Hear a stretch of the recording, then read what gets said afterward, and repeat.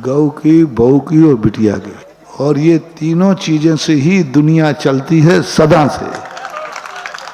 गौ से, बहू से और बिटिया से, ये तीनों ही से तो दुनिया चल रही। गाय का सारी दुनिया दूध पी रही है और बहू तो चलती है। और बिटिया तो है हमारे आचार्य सिंह का त्रिहिता, अपने पिहर में रहती है, ससुराल जाए तो दूसरे का वंश चलाती है, राधिका बन जाए तो धर्म का भी।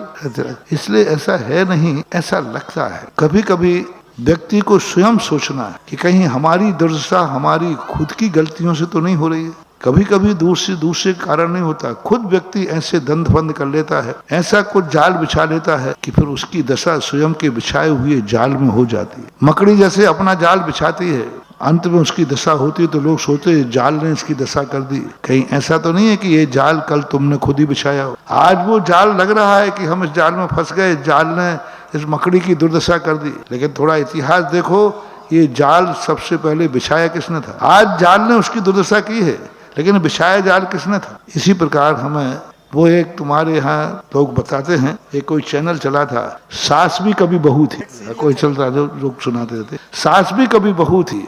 यदि यह बात हर बहू को याद आ जाए कि आज वो बहू है, वो भी कभी बहू थी, और उस बहू के समय पे यदि वो अच्छा काम करती तो बहू की कभी दुर्दशा नहीं हो। बहू बनने के बाद सबको धर्म दिखता है कि बहू कैसी होना चाहिए। जब वो बहू कैसी थी तब वो बहू कैसी थी, इस बात पर विचार करते हैं तो बहुत कठिन हो जाता है, बहुत।